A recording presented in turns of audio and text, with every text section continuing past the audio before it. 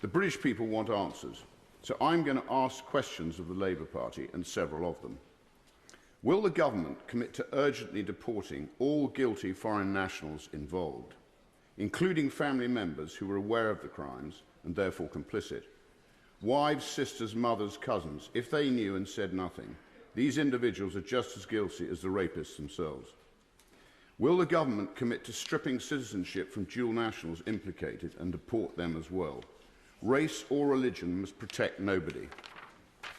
Will the government commit to pausing all Pakistani visas and foreign aid into the country until the Pakistani government agrees to accept any of its deported citizens that have perpetrated these crimes on British soil, and also imprisons these rapists and their accomplices in Pakistan, however they see fit?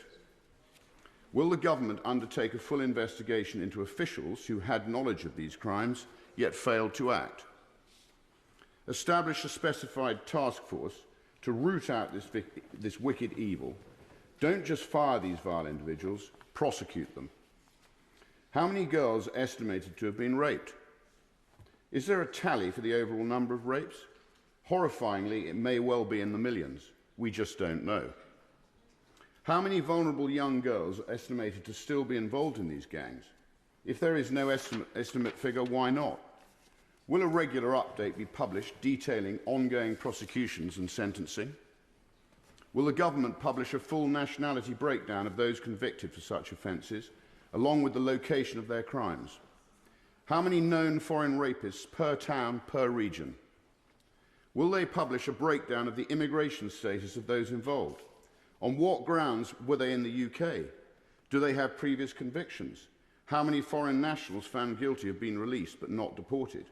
And how many re-offences, I'm going to carry on if that's right, how many re-offences have occurred since release?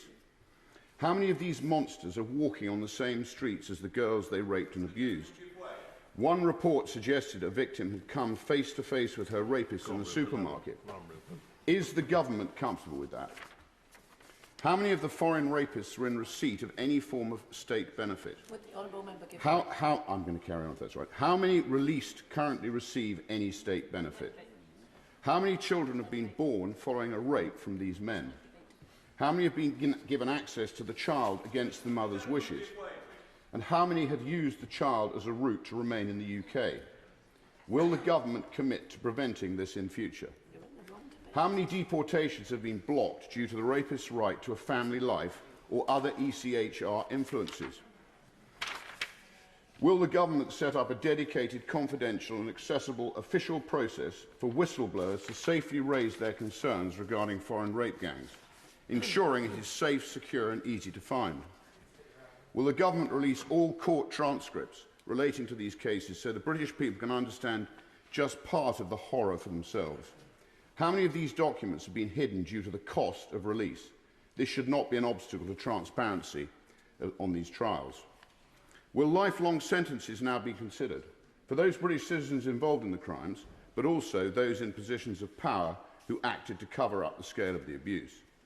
Which politicians, local and national, had knowledge of these events but failed to act? Again, going as far as to actively conceal what was truly happening.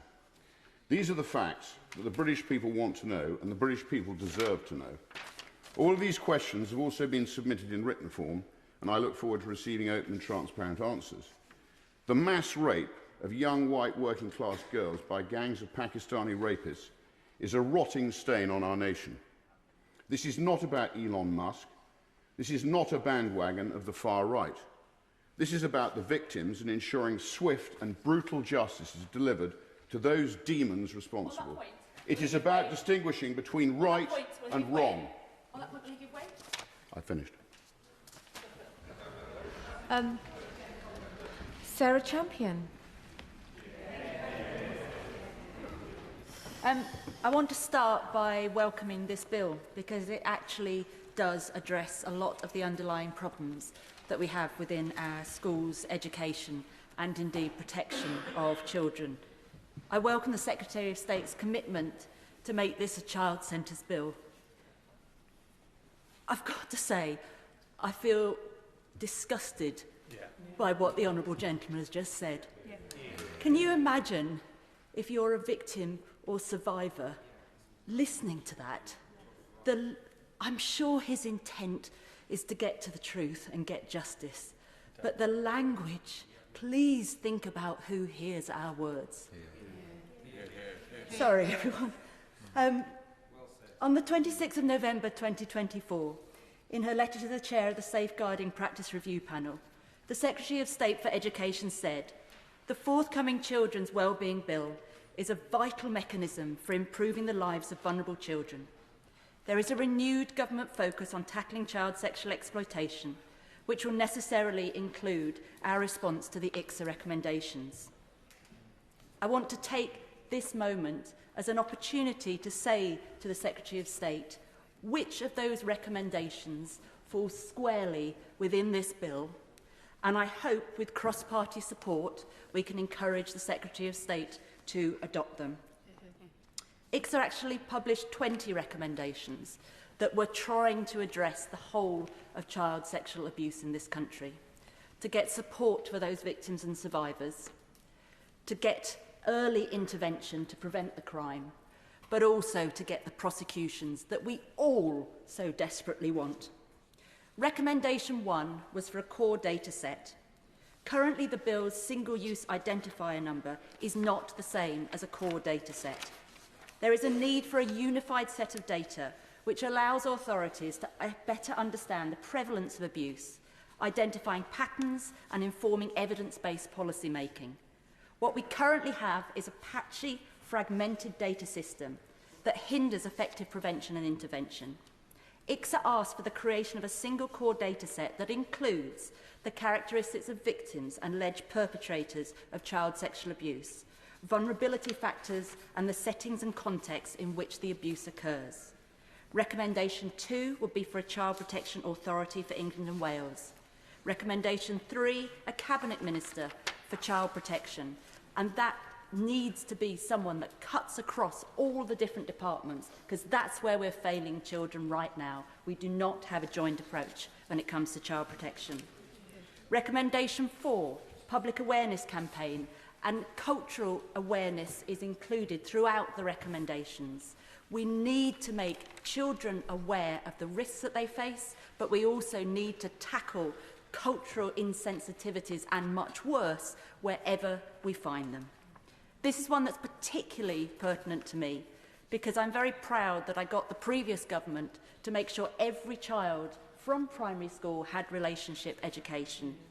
However, in September 24, the DFE published an independent evidence review on teaching relationship education to prevent sexual abuse, and it found that still teachers were not receiving the adequate training. There are not the adequate resources for those teachers, and so I urge the Secretary of State to use this bill to do something about it. Specifically, will she ring-fence RHSE training budgets? I will, of course. Thank you for giving way. A fantastic organisation in my constituency of South Devon called Child Assault Prevention. I worked with them when I was working at Devon Rape Crisis. They had to close their doors 2 years ago because their funding was cut by the previous government, and they were doing really, really vital work with primary school age children, teaching them about the dangers of sexual assault and how to avoid it. So I would really welcome the government looking at reinstating funding to organisations like this who are working in this very sensitive area with young children. And I would absolutely recommend and echo what she's saying. It's so important. Recommendation 13 is on mandatory reporting. And I was keen to hear the Home Secretary say that this was going to be one of her objectives, but it also needs to cover those in all positions of trust. I'm very, very concerned as well that if we just have mandatory reporting without the resources for the administration to actually act on that, it becomes no more than a tick box exercise, but also the very teachers and training staff that should be protecting children get penalised, worse, prosecuted as a consequence. I would like to say that ICSA took 7 years, cost £186 million. It had over 2 million pages of evidence, 725 witnesses, and over 6,000 victims and survivors put their trust into the process and gave their evidence. They did all of this. We spent all of this money so that the recommendations would be implemented. There was also a Home Office report. Again, I spent a year of my life putting into the Home Office report, which was in 2020, which gave the solutions. I spent 2 years in the ICSA inquiry, specifically around grooming gangs. The recommendations haven't been adopted. So I say, with the deepest respect to all of those calling for a national inquiry, rather than that, put all of your energy in getting these recommendations adopted. Because with the best will in the world, and you all know me, I'm not making a party political point here, with the best will in the world, another inquiry will mean another 10 years of waiting. And what I want to see, and I truly believe we all want to see, is child protection right now, including So I urge, please, members, consider what you're doing. Use the report as the time to make the amendments to get the changes you want.